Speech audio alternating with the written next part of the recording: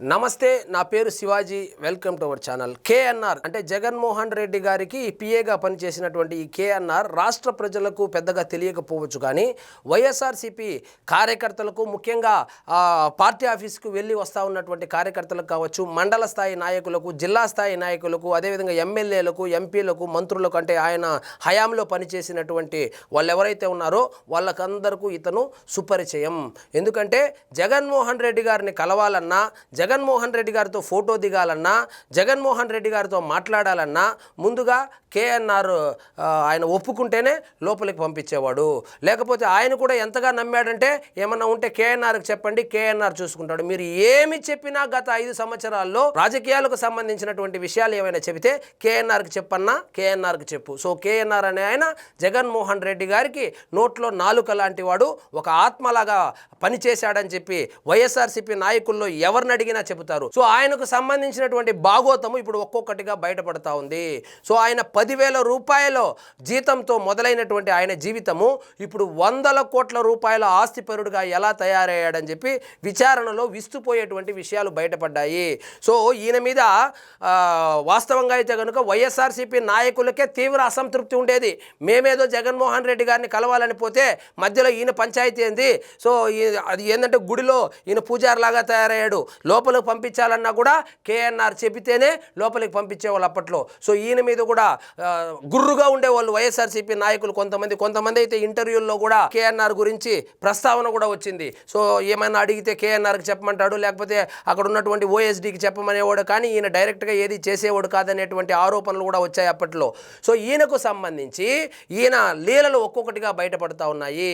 So ఈయనకు ఒక బినామీ కూడా ఉన్నాడంట. ఈయనే వేరే వాళ్ళకు బినామీ అంటారు, ఈయనకు కూడా ఒక బినామీ ఉన్నాడని చెప్పి, ఆ బినామీ కూడా విపరీతమైనటువంటి ఆస్తులు, కోట్ల రూపాయలకు విలువైనటువంటి భూములు కొట్టేశారని, ఈయన మరియు మరొక కీలక నేత ఇద్దరు కలిసి తిరుపతిలో భూములు కొట్టేశారని, అదేవిధంగా ఒక ఎన్ఆర్ఐని బెదిరించి 40 ఎకరాల వరకు భూములు దోచుకున్నారని చెప్పి, తాడేపల్లి ప్యాలెస్ని ఒక అడ్డాగా చేసుకొని సెటిల్మెంట్లు, భూదందాలు, లాబియింగ్లు చేసి విపరీతంగా 5 సంవత్సరాల్లో ఒక ఎమ్మెల్యే, ఎంపీ, మంత్రి కన్నా ఎక్కువగా సంపాదించాడని చెప్పి ఇప్పుడు ఒక వార్త అయితే బయటకు వచ్చింది. ఆయన మీద విచారణ కూడా జరుగుతూ ఉంది. ఆ విచారణలో ఇవన్నీ బయటపడింది. ఇవన్నీ ఎక్కడి నుంచి వస్తాయంటే ఆయనకి తెలియదు, గుర్తులేదు, మర్చిపోయా అని చెప్పి సమాధానాలు చెబుతా ఉన్నాడే కానీ, సో ఇది మొత్తం ఇప్పుడు జగన్మోహన్ రెడ్డి గారి మెడకు చుట్టుకోనుందా అంటే అవునని అంటున్నారు న్యాయ నిపుణులు. ఎందుకంటే జగన్మోహన్ రెడ్డి గారికి పిఏగా పనిచేసినటువంటి వ్యక్తి జగన్మోహన్ రెడ్డి గారికి తెలియకుండా ఇవన్నీ చేసి ఉంటాడు అని భావించరు కదా. సో కేఎన్ఆర్ వ్యవహారము జగన్మోహన్ రెడ్డి గారికి కూడా తెలుసని, జగన్మోహన్ రెడ్డి గారికే కాకుండా పార్టీ అధిష్టానానికి కూడా, అంటే జగన్మోహన్ రెడ్డి గారు కాకుండా పార్టీలో పెత్తనం చెలాయించే అందరికీ ఈ కేఎన్ఆర్ గురించి తెలుసని, వాళ్లకు తెలిసే వాళ్ళ కనుసన్నల్లోనే ఈయన అప్పట్లో ఈ దందాలంతా చేసినట్లు కూడా వార్తలు వస్తూ ఉన్నాయి. అంతెందుకు ఒక బీసీ నాయకుడి దగ్గర టికెట్ ఇప్పిస్తానని చెప్పి డబ్బులు తీసుకున్నాడని చెప్పి, ఆ తర్వాత టికెట్ రాకపోవడంతో ఆ సదరు బీసీ నాయకుడు వెళ్ళి జగన్మోహన్ రెడ్డి గారికి చెప్పినా కూడా ఆయన స్పందించలేదని, అదేవిధంగా ఒక రెడ్ శాండిల్ స్మగ్లర్ దగ్గర టికెట్ ఇప్పిస్తానని చెప్పి డబ్బులు తీసుకున్నాడని, 1 కాదు 2 కాదు, ఫోటో దిగాలి అంటే కూడా డబ్బులు వసూలు చేశాడు ఈ కేఎన్ఆర్ అని చెప్పి వార్తలు అయితే వస్తుంది. సో ఈయన మీద వస్తున్నటువంటి ఆరోపణలో పెద్దగా వైఎస్ఆర్సీపీ వాళ్ళు అయితే, వైఎస్ఆర్సీపీ నాయకులైతే స్పందించడం లేదు. ఎందుకంటే ఇతని గురించి అందరికన్నా ఆ వైఎస్ఆర్సీపీ నాయకులకే బాగా తెలుసు. ఈయన లీలలు ఇప్పుడు కాదు, జగన్మోహన్ రెడ్డి గారు ప్రతిపక్ష నాయకుడిగా ఉన్నప్పటి నుంచి, జగన్మోహన్ రెడ్డి గారు పాదయాత్ర చేస్తున్నప్పటి నుంచి కూడా కేఎన్ఆర్ హవానే నడిచేది. కాబట్టి ఈయన గురించి తెలిసిన వాళ్ళంతా ఇదంతా పెద్ద విషయమే కాదు, మీరు చెబుతూ ఉండేది చాలా చిన్న విషయాలు, ఇంకా చాలా పెద్ద విషయాలు దాగి ఉన్నాయని చెప్పి వాళ్ళైతే కన్నా గుసగుసలాడుతూ ఉన్నారు. సో మొత్తానికి జగన్మోహన్ రెడ్డి గారి పిఏకి ఉచ్చు బిగిసింది. ఆ ఉచ్చు ఇప్పుడు జగన్మోహన్ రెడ్డి గారి మెడకు కూడా చుట్టుకోబోతుంది అనేటువంటి వార్తలు కూడా వస్తూ ఉన్నాయి.